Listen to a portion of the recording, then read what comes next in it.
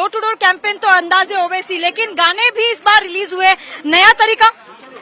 नहीं ऐसा नहीं, इलेक्शन कैंपेन है तो हर चीज कोशिश करते हैं अट्रैक्ट मैसेजिंग के लिए लोगों को समझ में आए, तो ऐसा कोई नई बात तो नहीं है, वो तो होता रहेगा। सलाम वालेकुम। हाँ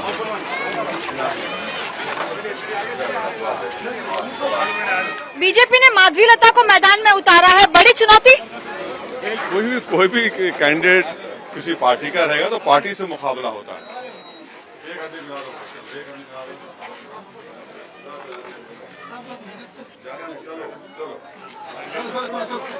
सर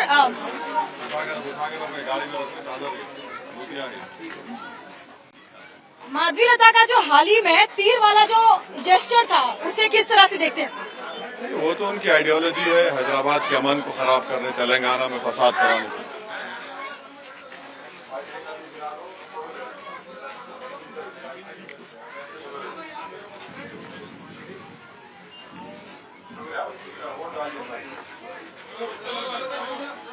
हाल ही में चुनाव कैंपेन में अनुराग ठाकुर ने कहा कि जब से आई माधवी लता गायब हो गए, ओवैसी हो गए लापता। अब ये वो मंत्री है जिसने कहा था कि देश के गद्दारों गोली मारो, तो गोली मारना उनको आता है, तो इस तरह की भाषा करते हैं क्योंकि गवर्नमेंट उनकी है, उन पर कोई केस बुक नहीं होता है, तो कोई बात नहीं, जवाब देगी जनता 13 मई को। आयतुल्लाह को लेकर जो एनसीईआरटी का रोज चल रहा है इस वक्त, उसको आप कैसे देखते हैं? तो यही तो हाल है। अब लद्दाख के शिया इस पर कैसा रिएक्ट करेंगे, लखनऊ के शिया, हैदराबाद के शिया, मुंबई के शिया, पूरे देश के शिया ये तो देख रहे हैं कि किस तरीके से उन बदनाम किया जा रहा है, इस तरह वाहियात बातें, झूठ लिखा जा रहा है पूरा। देश की संपत्ति मुसलमानों में बांटना, देश की संपत्ति मुसलमानों में बांटना, बहुत सारे बच्चे, इस तरह के जो बयान है उसे आप किस तरह से देखते हैं? प्रधानमंत्री ने एक ही बैंक है, उस बैंक से उन्होंने 6,000 करोड़ रुपए अपने दोस्तों को बतौर लोन दिलाए। देश की संपत्ति बांटने का काम वो कर रहे हैं। 1% देश के लोगों के पास 40% दौलत है, तो ये तो प्रधानमंत्री का बड़ा कारनामा है। कि मेरा एक सवाल है प्रधानमंत्री से कि अगर आप में अगर कोई इंसानियत अभी है, आप देश को बता दो कि आपने एक ऐसे शख्स के लिए वोट कैसे मांगा जिसके बारे में आपको पता था पर्सनली कि वो महिलाओं का एक्सप्लॉयटेशन कर रहा है, और आपने कैसे ऐसे गंदे आदमी को अपने बाजू खड़ा किया। आप नारी शक्ति की बात करते हैं, आप कहते हैं कि 50% आबादी को मैं रिजर्वेशन दे दिया। आप इस तरह के आदमी के वोट मांगा है आपने, और आपकी सरकार उसको भगा देती है जर्मनी को। ये जवाब दें, देश जानना चाहता है। नारी शक्ति की आपने बात कही, प्रज्वल रेवन्ना का जो मुद्दा है कर्नाटका में इस वक्त पूरे देश को जो है चौंकाए हुए हैं, क्या कहेंगे उसको लेकर? हम तो डायरेक्ट सवाल प्रधानमंत्री से है। उन्होंने उसके लिए वोट मांगा, उसके लिए जाकर सभा की, पब्लिकली उन्होंने वोट मांगा उसके लिए, और ऐसा आदमी जो एक 68 ईयर ओल्ड महिला को भी नहीं छोड़ा उस कमबख्त ने। अरे गंदगी की हद है। अरे किस मुंह से बीजेपी ये सब बातें करती है? नारी शक्ति, अरे आप वोट मांग रहे हैं ना, आप डिसोसिएट भी नहीं करते। अच्छा, अगर वही काम कोई मुसलमान करता तो वुमेन कमीशन पहुंच जाता, आप लोग पहुंच जाते, मैंने आपसे माना आपका कबीला पहुंच जाता। अब कोई नहीं पहुंच रहा है। गंदी किस्म की हरकत उस शख्स ने की, और प्रधानमंत्री उसके लिए वोट मांगे हैं। तो इससे उनका हिपोक्रेसी मालूम होती है कि वो नारी शक्ति और सब एक बेकार है। वुमेन्स कमीशन कुछ है ही नहीं, सब खामोश बैठे हुए हैं। और जिन जिन महिलाओं को उसने उनका एक्सप्लॉयटेशन किया, एक्सप्लॉयटेशन नहीं बल्कि सिकनेस है वो। अब कोई बताइए क्या बोलेंगे प्रधानमंत्री उसके ऊपर? आप मालूम रखते हुए टिकट दिए उस शख्स को।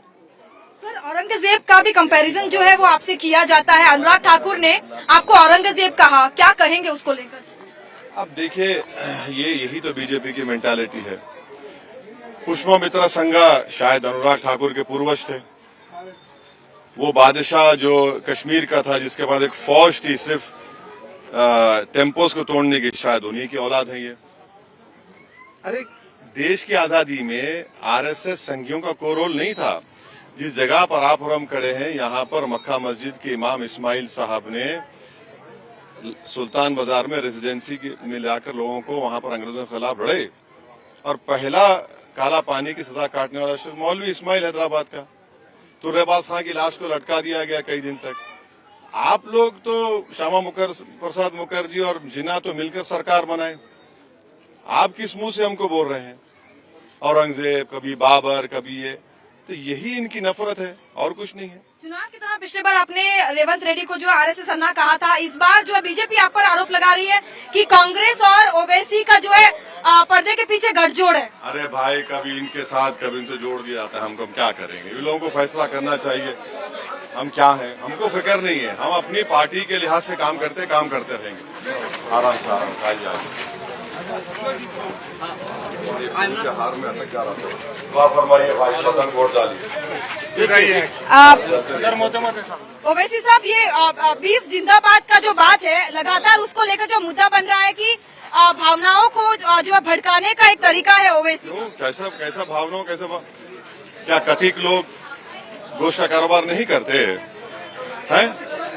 बीफ है, आपको अलायना कंपनी से 10 करोड़ रुपए का इलेक्ट्रोल बॉन्ड मिला, तो आपको पैसे खाने में जिंदाबाद बोल के पैसे बॉन्ड ले लिए। और एक गरीब जो दिन भर 15 घंटे काम करके बमुश्किल 700 रुपए 600 रुपए घर को लेकर जाता है, आप उसको तकलीफ पहुंचा रहे हैं, आप दुकानें बंद करा रहे हैं।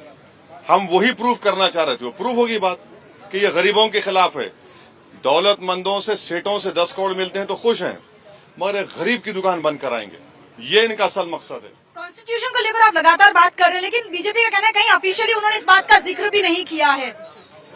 जितने बीजेपी के कैंडिडेट्स इलेक्शन लड़ रहे हैं, 3 कैंडिडेट्स ने ऑन रिकॉर्ड मीडिया के सामने कहा कि 400 सीट पर हम संविधान बदल देंगे। एक ने कहा कि नया बनाएंगे। ये हम नहीं कह रहे हैं, वो कह रहे हैं। और बार बार आर्टिकल 29, 30 फ्रीडम ऑफ रिलीजन पे हमले होते हैं बीजेपी की तरफ से।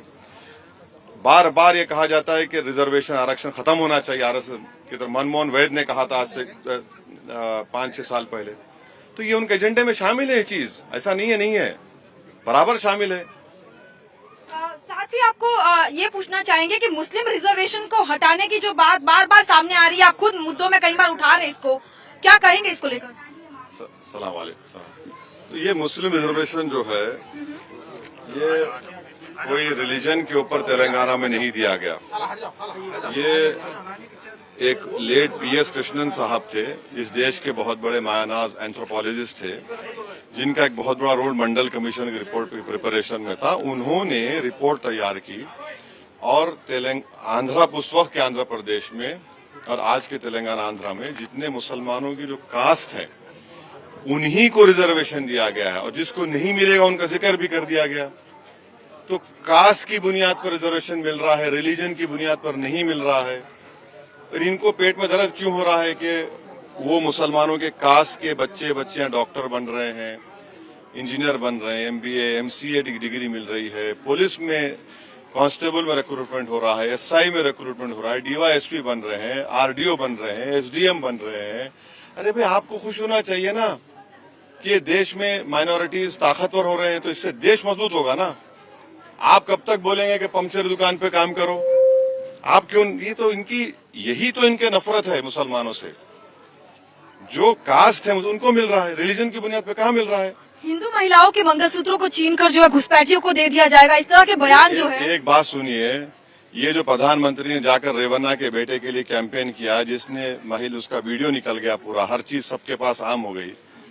वो महिला जो आज जो तड़प रही है, मर रही है, उसके मंगलसूत्र के बारे में प्रधानमंत्री ने सोचा नहीं।